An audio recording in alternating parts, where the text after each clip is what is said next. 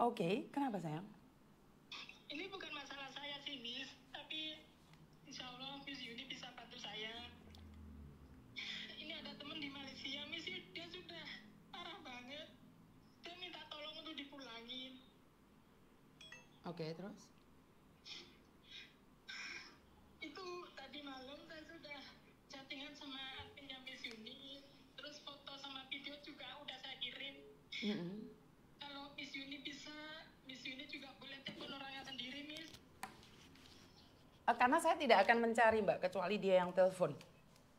Oh gitu. Iya. Nanti saya bisa bilang sama dia, suruh telepon sama Miss Yuni sendiri. Soalnya tadi dia juga SMS sama saya, dia kirim voice katanya, Bu, tolong usahakan ya Bu cepat.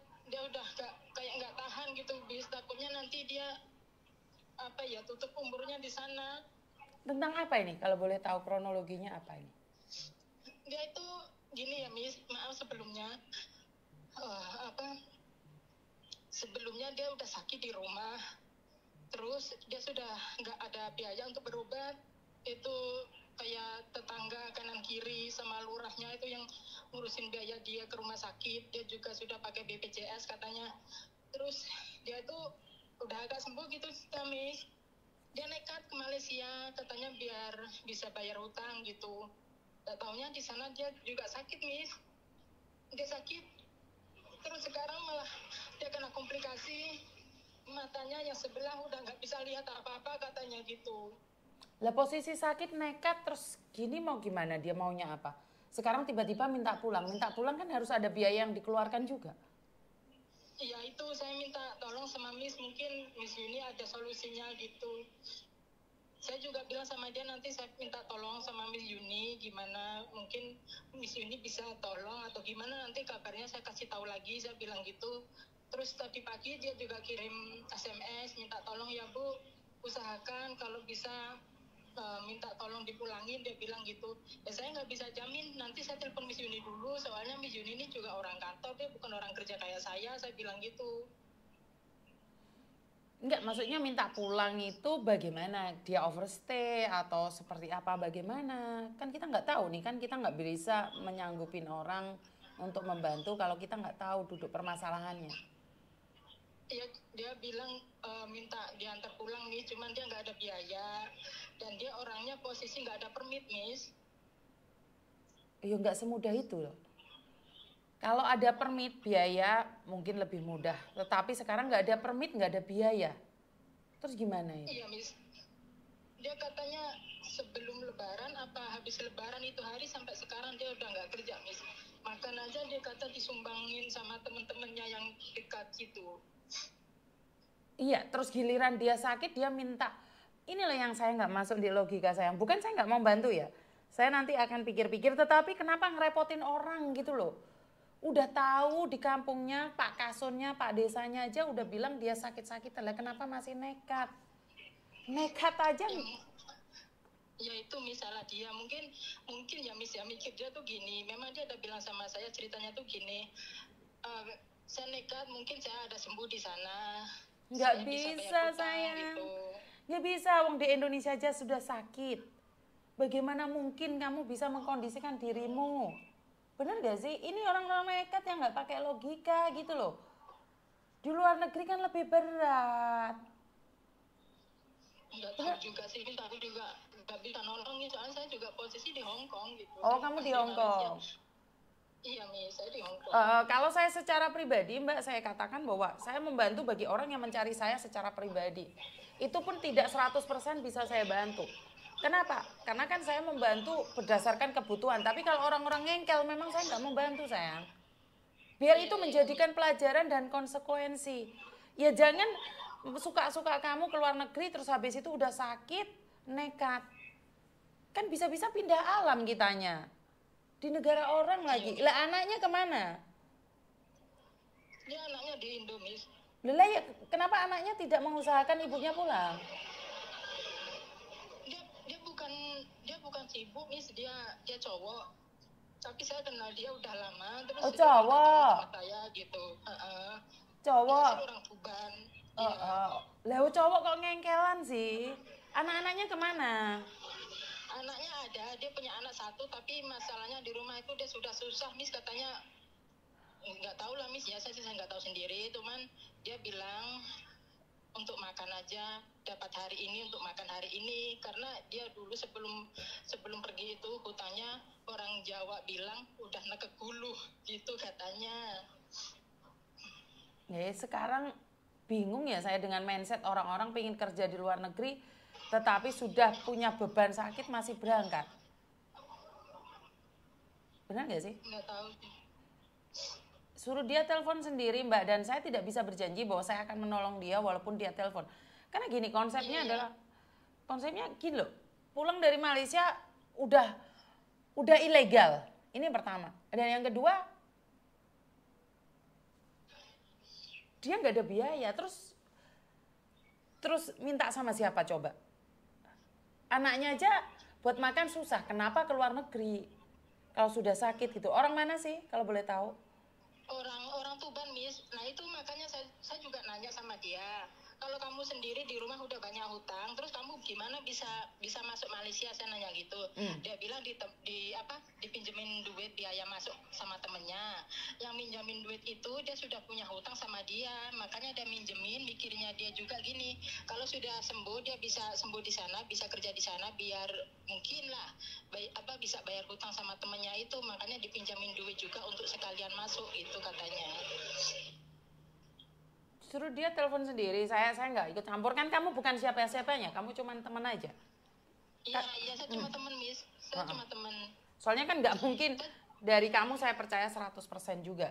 Karena kan karena saya harus konfirmasi juga keluarga intinya. Kalau keluarga intinya aja nggak nyari, kan nggak mungkin memoro wong yang asli mencari saya aja belum tentu bisa saya bantu, apalagi kamu cuma teman. Iya, Miss. Makanya tadi saya minta tolong sama Miss Yuni gimana solusinya. Mungkin Miss Yuni bisa kasih solusi. Kalau kayak gini nanti kan saya bisa bilang sama dia untuk telepon sama Miss Yuni sendiri apa keperluannya gitu. Karena saya sudah pernah, Mbak, bantu orang bukannya terima kasih, malah saya yang dimaki-maki. Ngerti nggak? Kalau bukan keluarganya inti ngomong serius, karena saya juga minta bantuan seorang gitu loh.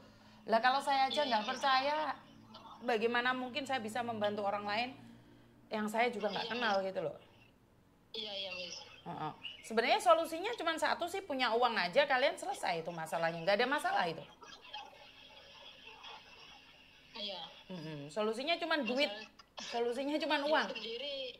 Dia sendiri nggak kerja, makanya dia minta tolong sama saya. Kalau saya ya jujur aja, saya di sini kan baru masuk. Kalau soal keuangan, justru saya maaf, saya belum bisa. Soalnya saya sendiri kebutuhan, malah ini maaf ya, Miss, bukan saya curhat.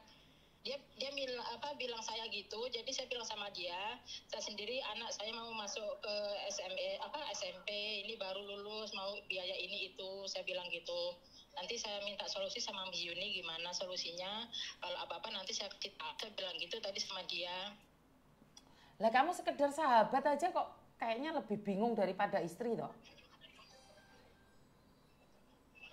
Gimana, Miss? Oh bukan, Miss, karena gini, sebelumnya maaf, memang saya ada suami, ini nggak ada hubungan atau saya pacar atau enggak, sumpah demi Allah nggak ada, saya ada suami, Miss. Bener. Bukan, maksud saya adalah karena keluarganya aja nggak nyari gitu loh. Nanti takutnya fitnah ke kamu, sayang. Ngerti nggak? Tak pikir tadi cewek. Keluarganya sudah nggak ada biaya, Miss. Makanya dia sudah kayak buntu jalan gitu. Makanya dia minta tolong sama saya. Iya, tapi gini loh, sayang. Gini loh, buntu. Ya disuruh dia mencari sendiri. Karena tadi kembali lagi.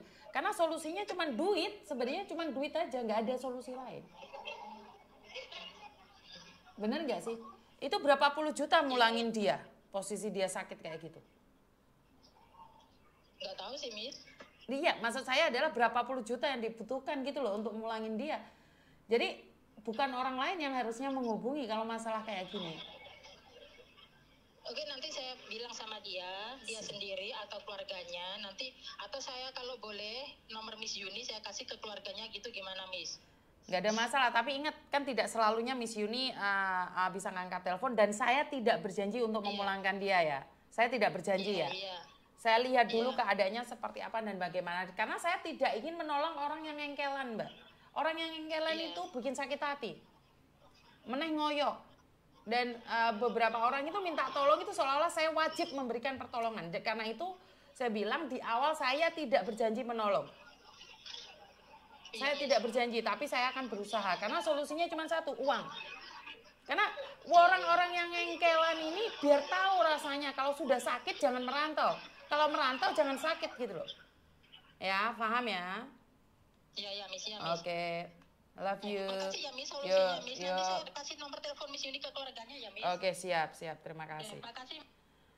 Bener gak sih saya ngomong, jangan ngengkel gitu loh. Mentang-mentang peteta petiti, mari ngono awakmu gak ngerti apa-apa. Saya paling benci sama orang ngengkel. Orang bodoh itu kalau dikasih tahu nurut karena dia tahu bodoh, dia nggak ngerti, nggak paham. Tetapi orang bodoh semakin diinjek-injek orang karena ngengkel. Jadi nggak ada harga dirinya, dan saya itu tidak akan menolong dengan orang ngengkel. Karena orang ngengkel itu kalaupun ditolong, mereka akan ngajak debat. Mereka akan ngajak debat bukannya terima kasih, tapi malah menyinyir. Itu saya sudah pengalaman nih, orang bodoh ditolong, dia akan terima kasih, dia akan ceritakan sepanjang hidupnya. Tetapi orang yang ngengkel, minta bantuan, itu biasanya kayak anjing kecepit. Ditolong gigit, nggak ditolong teriak-teriak. Itu orang-orang ngengkel itu sama dengan anjing yang kecepit. Ditolong gigit sama yang nolong, nggak ditolong teriak, nggak ada hentinya. Itu akan terjadi terus dan terus. Tidak akan ada rasa terima kasih bagi orang-orang yang punya penyakit ngengkel. Penyakit ngengkel itu ngajaknya debat aja. Bukannya rasa syukur yang dia berikan karena orang lain sudah menolong, dia akan mendebatkan. Kenapa baru sekarang nolong? Kalau dari dulu kamu nolong saya, maka saya nggak akan sakit, maka saya nggak akan overstay. Ngajak debat. Jadi saya tidak ingin menolong orang, ditolong dia nggak akan terima kasih, nggak ditolong dia akan nyinyir. Ada kok orang yang berangkat ke Malaysia, berangkatnya nggak sama saya, dia telepon sama YouTuber lain, dia bilang taunya dari saya. Terus apa hubungannya taunya dari saya? Dia curhatnya sama YouTuber lain. Tapi nggak lewat PT yang saya rekomendasikan. Terus dia curhat, ngomong tentang saya. Lah saya dikasih tahu Miss Yuni. Yang ngasih tahu Miss Yuni masalahnya kok curhatnya sama orang lain. Jarene di hashtag kayak gitu. Kan lucu. Kenal aja enggak, nyari saya aja enggak.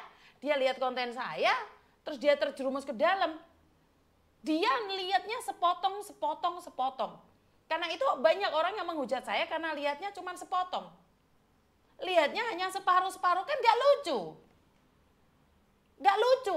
Karena ingat, hidup kalian bukan tanggung jawab saya. Kalian bertanggung jawab atas diri kalian sendiri. Gak ada hubungannya dengan saya. Ingat, orang yang ngengkel, orang yang ngajak debat, tinggalkan. Kalau tidak, kalau kamu tetap ada di cycle itu, maka yang akan terjadi adalah kamu akan megap dewe. Kamu akan tersinggung, kamu akan marah, kamu akan emosi. Dan itu tidak perlu. Tidak perlu menolong orang yang tidak tahu terima kasih. Ngerti ya? Ini teleponnya sudah banyak sekali yang